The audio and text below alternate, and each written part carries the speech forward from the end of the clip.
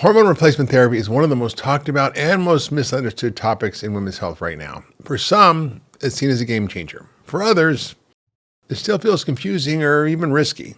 Questions about safety, cancer risk, when should I start, whether you even need it. A lot of noise out there and a lot of conflicting information. So today we're cutting through all that. We asked what your biggest questions were on social media and we got over 800 responses. And today we're answering your most common questions about hormone replacement therapy, what it is, who it's for, what the risks actually are, how to think about it in the context of your overall health. And today I'm joined by someone who works really closely with patients every day on this topic. It's Dr. Cynthia Geyer from the Ultra Wellness Center.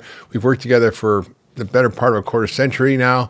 She brings a lot of functional medicine perspectives to hormone health. She helps patients understand not just if HRT or hormone replacement therapy is right for them, but how it fits into the bigger picture of aging, metabolism, long-term health. And because this isn't just about managing symptoms, it's about understanding what's happening in your body, but how it fits into the bigger picture of aging, metabolism, and long-term health. Because this isn't just about managing symptoms. It's about understanding what's happening in your body, and it's about making informed decisions that support your health over time. So let's get your questions. What are the top 10 questions on hormone replacement therapy? The first, the biggest one is, Cindy, is HRT safe? Is it actually safe long-term? I love the way you teed it up, Mark, that hormones are a small part of the bigger picture of what's happening for women in this time of life. So we have to look at it in context of everything else. So there's a lot going on, not just in terms of hot flashes, night sweats, and changes in sex hormones when we're talking hormone therapy, estrogen and progesterone. There's shifts in insulin signaling and cholesterol regulation and an uptick in bone loss, weight distribution shifts. We start to move it from our buttocks and thighs to our midsection, and hormones play a role, but it's not the only thing. That's right? not fun. This episode is brought to you by Function Health, empowering you to live 100 healthy years with over 160 lab tests for just $365 a year. And use the code MARK2026 to get $50 off your membership. Mitochondrial function can change. We might be more stiff and achy, and collagen turnover can change. There's also a lot going on for women in their relationships. They might be having teenagers that are in their own hormonal environment, or kids that are leaving home or reassessing a long-term relationship, or even having more caregiving responsibilities for aging parents. So to just think about, do we take estrogen and progesterone or not? Is it safe? Without looking at the big picture, I think it's a missed opportunity to really work with women to optimize their health. So one of the big shifts in official guidelines is related to hormone safety. It used to be only take hormones in the lowest dose for the shortest period of time for symptom management. But in November of 2025, the FDA removed the black box warning for hormones. So guidelines now from the American College of OBGYNs and from the Menopause Society say for most women, the benefits probably outweigh the risks for hormone therapy, especially if it started within the 5 to 10 year window around your last menstrual period. So that's a sea change, Mark. That's a sea change. That's big, yeah. And I think I'm really glad that we're focusing more on the potential benefit of hormone therapy for managing symptoms and potentially organ system benefits. But at the same time, I don't want women coming away from this thinking, if I can't take hormones or I don't want to take them, I'm somehow missing out and can't age well. One of the things, Cindy, that I kind of see as a big shift is this conversation, and you mentioned it briefly. You started like right at menopause or within 5 to 10 years. What is the danger of starting them later? If a woman later on wants to get support from hormone health, like is there a reason it's 5 to 10 years or within 5 to 10 years? So one of the reasons why the benefits may outweigh the risks in that 5 to 10 year window is a woman probably hasn't had a lot of chance to build up plaque in her arteries. And older studies that used primarily hormones by mouth, if women already had plaque, there was a higher risk for clotting and higher risk for heart attack and stroke. Newer evidence suggests if you're using hormones through the skin, it's probably not going to impact negatively cardiovascular risk and may have some benefits.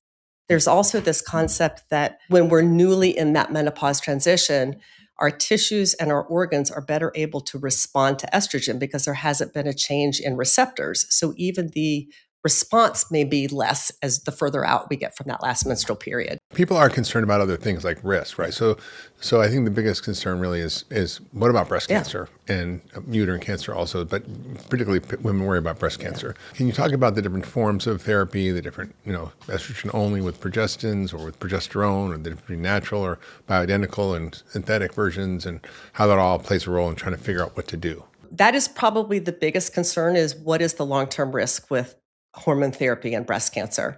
And if we look at women's natural history without hormone therapy, starting your periods early or ending them late, there's a statistical slight increased prevalence of breast cancer in women with that longer tissue exposure to estrogen.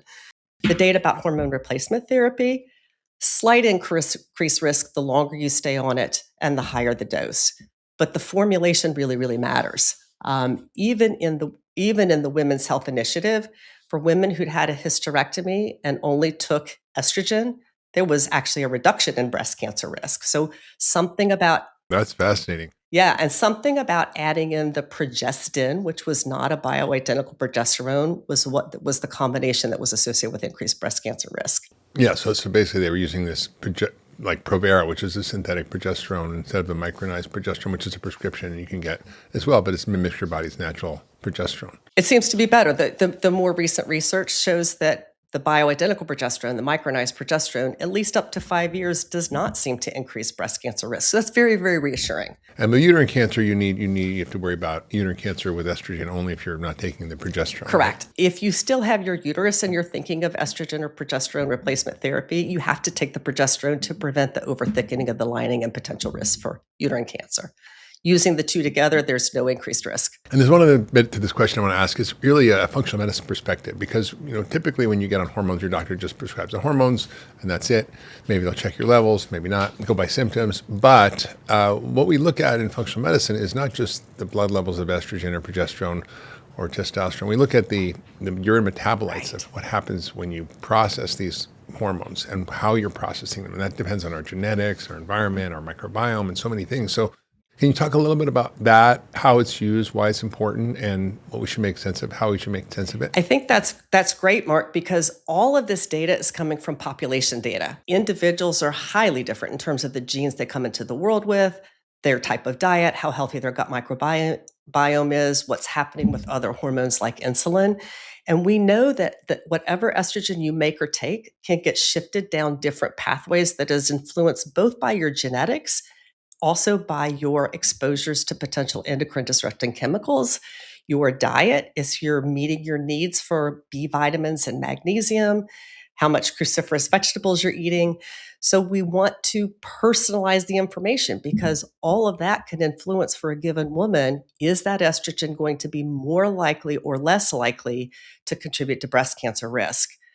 So it's not just about putting people on hormones, it's looking at their genetics. It's looking at those urine estrogen metabolites that tell us, are they shifting it down those pathways that are less risky? And if not, how can we support them by optimizing gut health, supporting them nutritionally, avoiding exposures to those endocrine disrupting chemicals? Yeah, and I think that's really the cancer risk framework is important, because we really need to be able to look at, how do we decide who's at risk, who's not at risk, how do you manage it, how do you even look at ongoing risk based on their estrogen metabolism. I think that's a really important piece that gets overlooked, that needs to be done. And we do that at the Ultra Wellness Center. We look pretty routinely as a part of our care for people who are getting hormone replacement therapy. Okay, so when should you start it? We talked a little bit about it, but what's the right age, the timing? It should be perimenopausal? It should be only when you stop your period for a year? Should it be based on symptoms? Should it be based on prevention? Should it be based on a risk of bone health? What are the things you take into consideration about deciding when to start? Yeah, so that is also an evolving story. It used to be that doctors would wait until women had been a full year without their period, and they're missing the window when the symptoms are the most intense. So hot flashes, night sweats, changes in cycles, disrupted sleep, that may start a decade before that last menstrual period. So if it's premenopause, I often use symptoms and then test to kind of look and see where somebody is. So if somebody comes to me and they're 45 years old and they're starting to have more trouble with their sleep, especially before their period, they're starting to have some hot flashes and night sweats, but they haven't started to change their periods yet, we might do estrogen and progesterone levels, but that might be a time where, depending on where they are, we start with progesterone only or cycling progesterone. So even how we treat somebody may differ, whether they're in the early perimenopause or they're starting to skip periods. The emerging research is suggesting that the increased turnover of bone may start well before women start skipping periods. So if there's osteoporosis in your family, if you're at risk for osteoporosis, there is increasing evidence that starting full hormone therapy, estrogen and progesterone, earlier in the perimenopause might sort of set you off on a good path to maintain that bone density.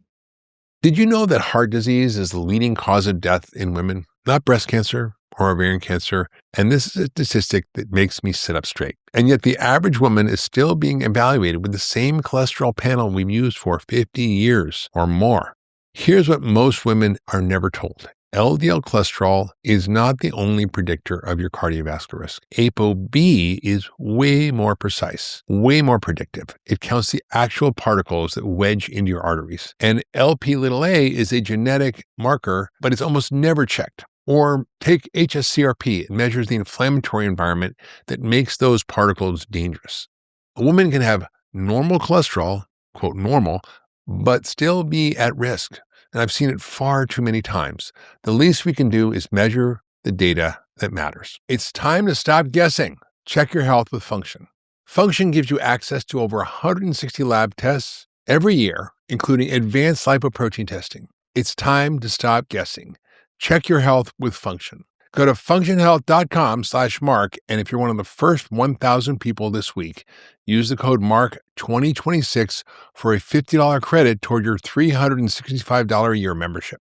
That's functionhealth.com/Mark, and use the code MARK2026 today. Well, I mean, so basically, you do it for symptoms, and don't wait until you're already a year out from when you had your last period. It's great for helping prevent bone turnover and prevention of osteoporosis. It may help prevent plaque even on the heart if you start early.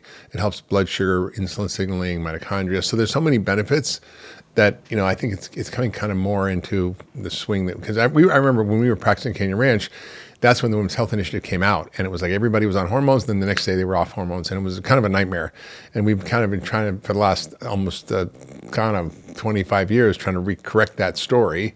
And meanwhile, a lot of women have suffered unnecessarily. So I think that's really important that people take this seriously, and both for their symptoms, and there's no reason not to manage your symptoms. Even sexual health is a big one for women, and that we didn't talk about that, but that's a big one. What about natural alternatives? Like if you don't want to take hormones, or if you're concerned about them, like are there ways to regulate hormonal balance without having to take hormones? So the first thing I would say is, by far and away, estrogen and progesterone therapy is the most effective for troublesome hot flashes and night sweats. There are other things that can help, and I think this window of opportunity to really think about the bigger picture brings us back to lifestyle. So think for a lot of women, when we think about what drives hot flashes and night sweats, interestingly enough, there's recent research that it may be a marker for somebody who's at higher risk for heart disease. So we want to be thinking about what's going on with blood sugar regulation and cholesterol. A fluctuating blood sugar is a potent trigger for hot flashes. Other potent triggers for hot flashes: caffeine, alcohol, some people spicy foods. So just taking a nutrition forward approach and eating a whole foods diet with lots of fiber, not a lot of starchy carbs and refined carbohydrates, eating in a way to regulate your blood sugar may actually help hot flashes and night sweats. So sugar, alcohol, and caffeine, right? Yeah. That's like all the fun stuff, right? But it makes a difference. It does make a difference. I mean, excess caffeine, even cigarettes, when you talk about that, alcohol, blood sugar issues, these are all things that you have a lot of control over and actually work. And then you mentioned foods, but there's some really cool foods you should talk about. What are the other lifestyle factors that you can do?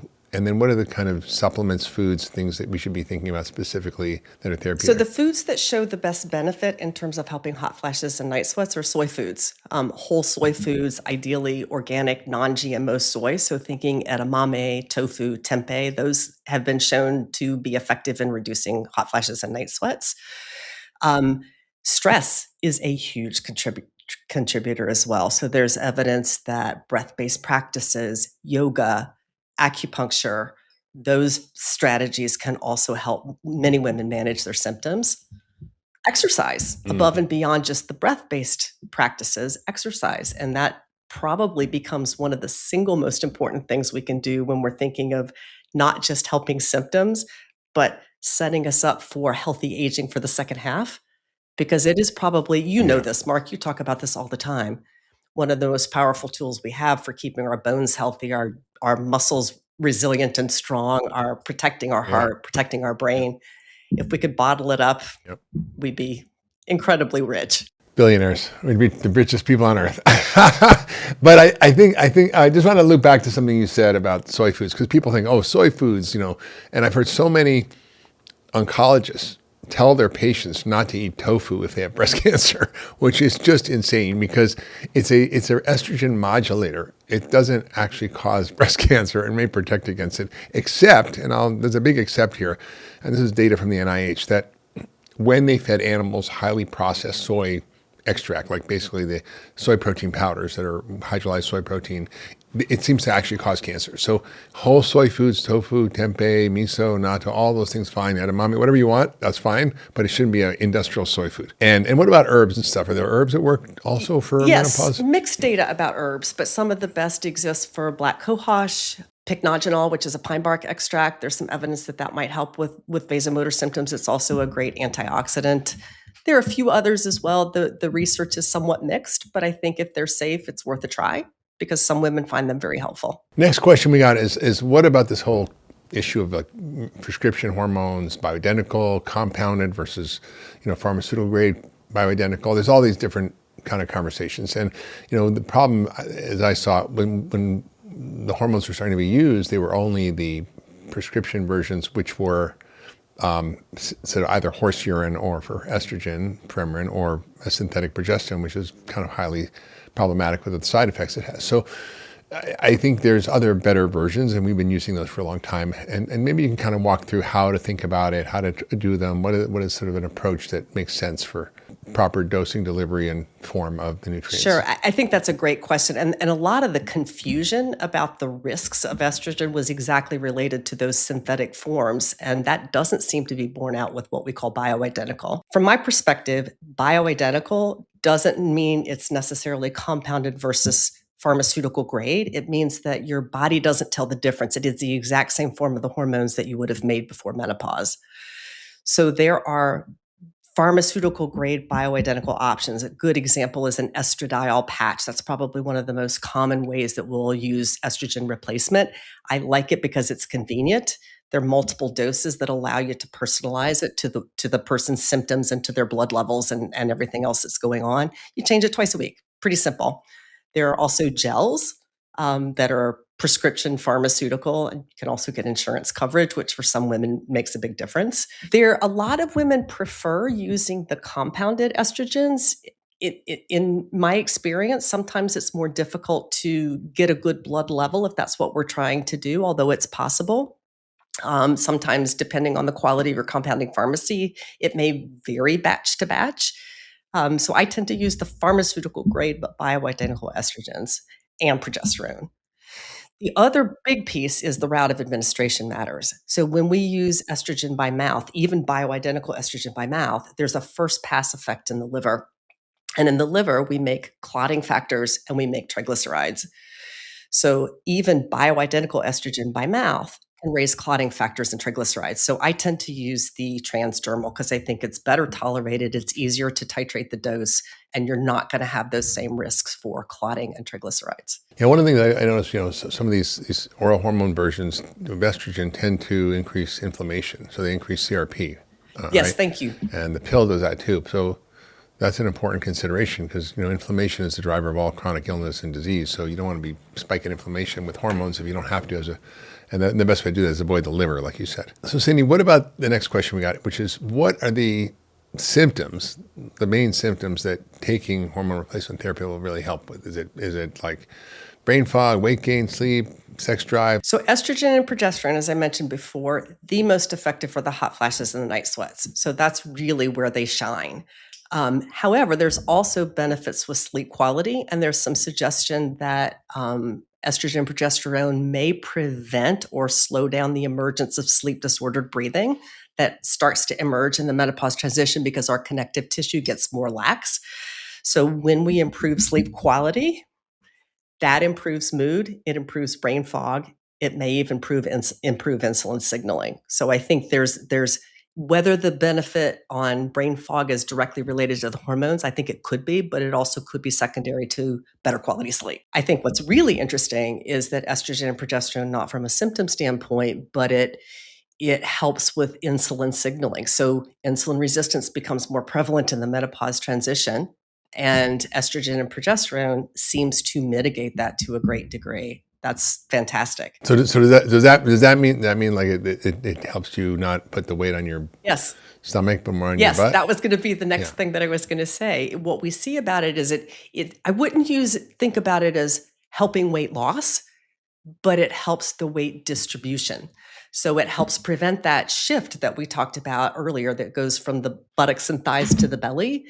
And that increase in belly fat, as you have talked about many times, is a lot of what's driving the worsening insulin signaling, the higher rates of inflammation, and the higher rates of cardiovascular disease that start to emerge. So there Mm, does seem to be a protective mm. benefit there. In terms of libido, some women find that, we'll talk about testosterone in a minute, but just estrogen and progesterone alone improve sex drive, libido. Libido is very complicated because it's not purely hormonal. It's also related to being sleep Yeah. deprived, feeling overstretched if there's a lot Yeah. going on, how you feel about your partner. I mean, those are important factors that also negatively impact libido. Even using a patch of estrogen, it may not be enough for some women to help with the vaginal dryness, thinning, and pain. So there can be an additional role for vaginal estrogen, which has also been shown to improve libido, or vaginal DHEA, which has been shown to improve libido above and beyond just improving the health of the tissues. Lastly, there can be a role for some women to use testosterone, low dose testosterone, which can move the needle if those other things have not helped. The good thing with even if you had breast cancer, you can use vaginal estrogen safely. I think that's really important to point out because it doesn't tend to get systemically absorbed. And that's also been a shift in the last several years. Even women with estrogen positive breast cancer, if they're having an informed conversation with their oncologist, it seems to be pretty safe and it can really make a difference in symptoms. And the last thing is you touched on a little bit, but sleep is definitely helped by just reducing hot flashes with estrogen. But progesterone has a particularly unique effect around sedation, sleep. So maybe you can chat about that. And even you can use that even before you use any estrogens in the perimenopausal period effectively. So that's in a way of helping manage a lot of the symptoms of heavy bleeding, clotting, sleep issues, PMS. It all starts to accelerate in the late perimenopause. Progesterone has a calming, sedating effect. And in the early perimenopause transition, where there's bigger oscillations in estrogen, for women who are prone to migraines, they can really flare. For women who have more histamine-related symptoms, those can also flare. And interestingly enough, giving progesterone by itself can kind of re-regulate those wider swings and help with those symptoms. So that might be an instance where we're focusing on high-dose progesterone initially in the menopause transition. All right, so people are sitting there wondering, okay, how do I know if I need it? How do I know if I start? What are the signs I should consider it? Is it testing? Is it my symptoms? Like, what's the way to approach this? Again, this is a great opportunity to kind of check in with what's going on in your life. How do you feel? Are you starting to notice hot flashes, night sweats? Is your sleep changing? Are you having worsening premenstrual symptoms with mood swings? That would be a good time to start talking to your doctor about what's going on and whether hormones make sense then. Testing is tricky in perimenopause because it's going to change day to day and week to week and month to month. So you can do a snapshot in the moment and it's not going to tell you the whole picture, but it can provide some clues. Mhm. We treat the person, not the level, in the perimenopause. I think it's also a great time to get a baseline. What's happening with your insulin? What is your A1C? What is your cholesterol? If you Yeah. can get a baseline bone density, that would be fantastic. If you can't, you can start looking at these markers of bone turnover. Are you just looking like your bones are starting to turn over more rapidly, which is a predictor of future decline, current and future decline? I mean, don't you think women should ask for kind of a mandatory DEXA scan for bone density and Yes. body comp, and they're like at least by their mid 40s? I can Yes. it's just a non-starter almost, I right? know, but right now, insurance, unless you're high risk, typically doesn't cover it until you're 60. They're not that expensive. Like I went to this place in Austin. I think it was $80 for both. It was like super Yeah, affordable. it's much easier to get it. And I'm glad you brought up the bone density because your weight doesn't tell you the whole story. Women might, especially if they haven't been physically active, might actually have low muscle mass, and identifying it early, we can Yeah. take steps to add in more resistance training, make sure you're getting enough good quality proteins, supporting digestion, absorption at a gut level, to help you with your body composition. And the good news about the DEXA scan, it can do both, the bone density and the body composition. So, okay, well, Cindy, let's talk about testing, because I think people are confused. Should you check blood tests? What about urine tests? What about saliva tests? Like, there's so many options. So how do you think about diagnostics when it comes to hormone therapy? And obviously, you're going to be looking at all the standard stuff like cortisol, thyroid, vitamin D, and so forth. But what about like hormones themselves? Mark, I just have to say, it's interesting that you said the obvious stuff like thyroid and cortisol and vitamin D and insulin, but it's actually not obvious to everybody. Think about how many people come in and they're just looking at estrogen and progesterone. So I'm really glad you called that out. We look at the big hormone picture. I tend to use blood levels for quantity. I think they're probably the best if I'm looking to see where somebody is, also looking at the pituitary hormones, the FSH and LH, and then if we're monitoring somebody after we're starting treatment. I rely on the blood levels for quantity of the hormones. Saliva. To help manage prescriptions, or like Yes. when Yes, you're ordering to help hormone therapy, manage you want to know. prescriptions, to track somebody, especially if they're not responding, do we need to change the dose? The saliva tests, I don't use as much for estrogen and progesterone, but they're really great for looking at cortisol levels throughout the day. They correlate pretty well, and that gives us a snapshot of adrenal reserve, how stressed somebody might be, what things could be spiking their cortisol or not. And then Yeah. for those estrogen metabolites and testosterone metabolites, the urine levels are what we look for. So it's a combination of things. So yeah, so you can use saliva for cortisol, you use blood for hormones, you also use urine for estrogen metabolism. So you kind of need a cocktail of things to really understand what's going on, and then helps you understand where they're at, what to do. But the thing is, as you're going through perimenopause, your hormones are all over the place. So any one level, any one time doesn't really give you the whole picture. So it's a combination of like your clinical expertise plus symptoms plus the lab testing, all gives you sort of a framework. It's sort of like multiple ways of navigating. And so it's important to sort of track that stuff. And particularly if you're on hormones, you want to make sure you're not overshooting with estrogen, progesterone, testosterone. All right, so let's say somebody starts on it and they're like 50 and they get on it, or do they stay on it until they die? Or like you take it forever, or do you take it for a few years till your symptoms are over? Like, are there 80-year-olds having hot flashes who haven't been on hormones? Probably not. So the question is like, what is the right amount of time? And there is no perfect answer there either, Mark, because I think if we just look back at how much the pendulum has shifted, there is still ongoing research. And every year we get new information that might shift the equation. So it's also about, okay, if you're thinking about hormones now, making the best decision you can with all the information you have, but checking in every year. Is it still the right option for me? How do I feel? What are my goals? What are my levels? What am I trying to achieve with hormones? And I would say there isn't a black and white answer to that. Some women might try it and they don't like how they feel. Progesterone, some women don't do well with progesterone. I mean, it just can be, most women do, but some women don't. So we might need to shift gears there. Or maybe they go in for a mammogram and they get a new diagnosis of breast cancer, and then we really need to shift gears there. There could be other health changes or priority changes. So I think it's an evolving conversation. It's about establishing benchmarks and then having a partner you trust that can continue the conversation every year. And also tracking things, right? You want to check your mammogram, your Pap test, your bone density, your cardiovascular risk factors, your insulin, all the things that you want to be tracking. And that's what, we do at the Ultra Wellness Center in Lennox. We do this for a long time. And we have the ability to really kind of dive in and help people navigate this. And it's like one of the most satisfying parts of practice for me, because you really can help people not suffer. And I don't think women should have to suffer. I think one of the other misinterpretations of this, if you start within 5 to 10 years, physicians for a long time would say, okay, you've been on it 10 years, you have to stop your hormones. That's not true either.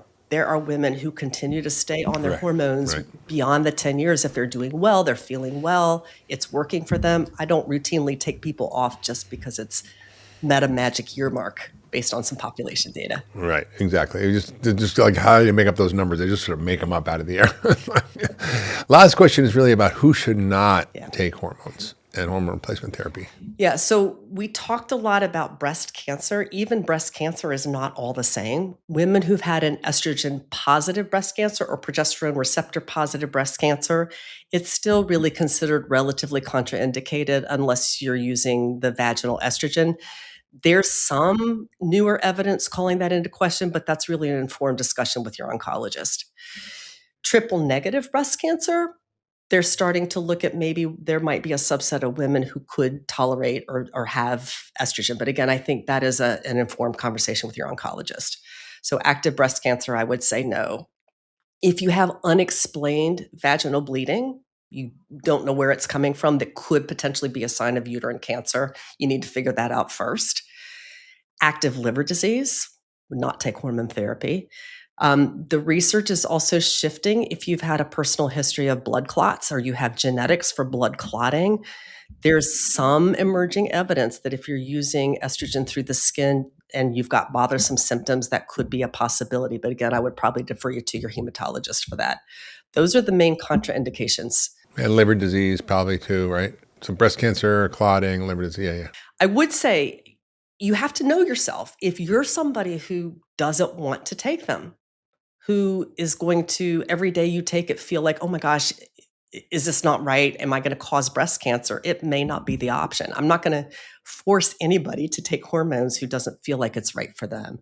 I mean, that's important because, people don't have to take them. They can do well with other ways of managing symptoms or these diseases or conditions that they're at risk for. But I think that the current thinking, and who knows, this might change as more data comes in, it's a more nuanced view than we had. And if people are confused or want to learn how to do this or need help and support, our practice at the Ultra Wellness Center, we have 5 physicians, lots of physicians' assistants, nutritionists, nurses. It really helps support people on this whole journey. So, Cindy, thanks so much for joining us. You have given us a lot to think about and a great explanation of how to just get to the nuts and bolts and the meat of the issue, so to speak. As you can see, everybody, hormone replacement therapy isn't like just one size fits all for everybody. It's nuanced. It depends on your symptoms, your medical history, your goals, your in the bigger picture of your health, whether you have osteoporosis or heart disease or other things. And then, hopefully what this conversation has done is cut through some of the confusion.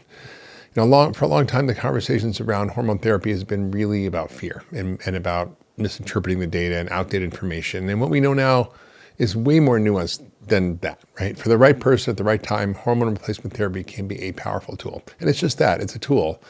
It's not the only answer and not something to approach without guidance. So if you're navigating these questions for yourself, the most important step is to work with a practitioner, ideally a functional medicine practitioner, who can help you look at your full picture, not just your hormones in isolation. Because this isn't just about managing symptoms, it's about supporting your long-term health, your metabolism, your brain health, and how you want to feel as you get older. And that's really the goal. If you found this helpful, I encourage you to share it with someone who's navigating these same questions, because the chances are they are.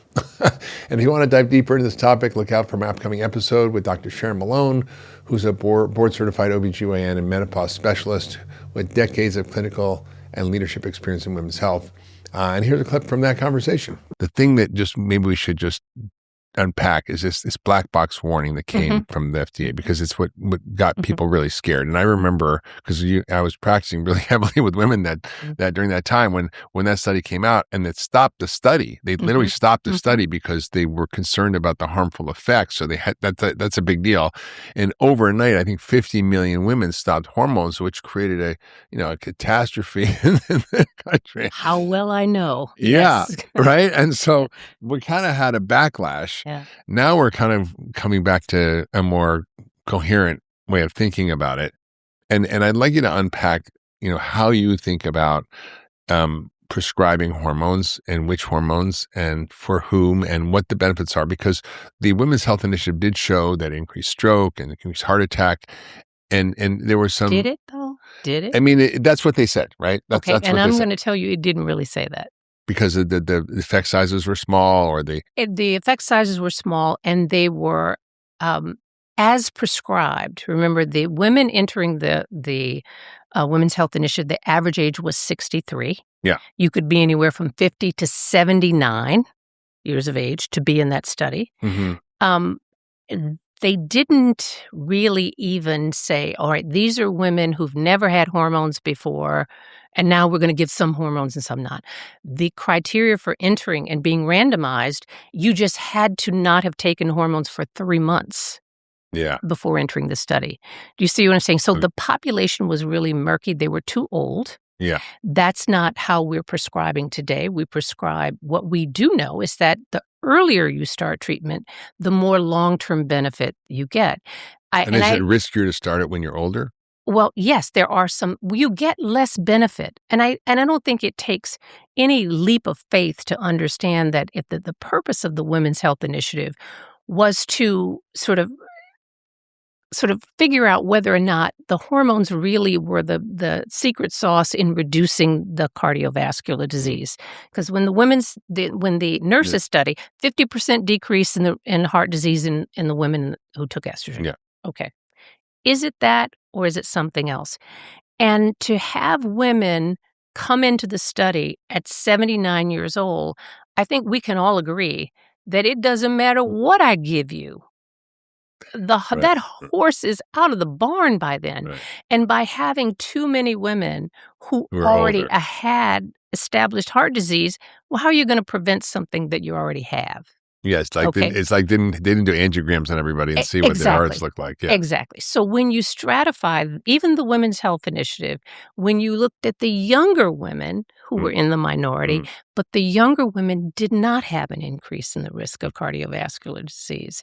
All of the bad things, the only finding from the Women's Health Initiative that was statistically significant was there was an increase in the risk of blood clots. Yeah, blood clot. But that's a heart attack is a blood clot, right? In the heart. But that's separate. And this is listed as separate in part because it's DVTs or deep vein thromboses or pulmonary emboli, and that was reported separately. But estrogen does mechanistically cause an increase in clotting risk. We know that. Yes, it does. However, again, perspective matters. You need to know, to say to someone that it's a 50% increase or 100% increase, well, what's the baseline? And what we do know is that for women who start estrogen, even oral, earlier, when you're 40s or 50s, when you start, that increased risk of blood clotting, that we don't have it. We don't see it. It happens when you're older. And so a lot of the findings from the Women's Health Initiative that were negative, even the cardiovascular disease was elevated, but only in the first year and not after that, because again, you're probably giving something to women who already have fairly advanced heart disease. What about the breast cancer risk? The breast cancer. Because that's what freaks women out. That is the number one reason why women avoid hormone. Cardiovascular risk. I don't care about that. Yeah. It's the breast cancer. Yeah. That was really the nail in the coffin. Yeah, because it did show some increased risk, right? That's what they reported at least. Let me. I mean, that's what the public said. Understood from the trust study. me, I've been in the weeds on this for so long. I'm just framing it so people know. It's not like I'm not just saying. No. That was what they held. That was the headline. Conference. That was the press conference. Yeah. Not only does this, they held a press conference when they stopped the Women's Health Initiative to say, not only does it not help your heart, it increases your risk of blood clots and heart disease and strokes, and it went on and on and on. Yeah. Well, that's very scary, and I would challenge anyone to give me another example of when the NIH, the regulators at NIH, held a press conference to announce a study. I mean, that's how big of a deal they thought that was. And I'll also mention that Bernadine Healy was not there at that time. So we're going to give her a pass on that. Okay. But here's the breast cancer story. And I will say this. The data is the data. You don't get to change the data because you don't like it. Okay? You can change your interpretation of the data, but it is what it is. But let's take it at face value. What did the Women's Health Initiative say about women who took estrogen, the Premarin, and the Provera? All right, they reported there was a 26% increase in the risk of breast cancer in estrogen and progestin users versus non-users. 26%. That sounds terrible. Yep. Who wants that? That's relative risk. Right. But what did that mean in real terms? That means for women who did not take estrogen and progestin, the natural incidence is about 30 per 10,000 women per year will be diagnosed with breast cancer, living long enough to get it.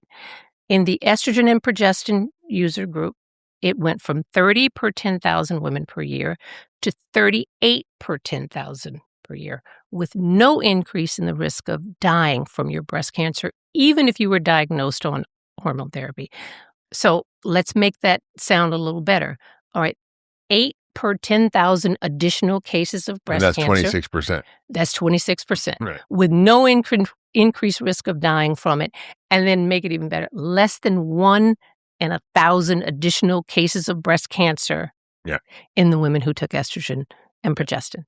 Now, that doesn't sound nearly as scary as 26%. Correct. But that was never really put into perspective. Well, like, what is that? I think Mark Twain said there's liars, there's damn liars, and there's statisticians. Exactly. And, and there is, and when you put it that way, you say, oh, okay, well, 8 in 1,000, but I'm no more likely to die from it, even if I'm taking hormone therapy. And even that statistic itself, and you and I know in a medical study, if you are going to report a finding, to call it a finding, it has to be statistically significant. Right.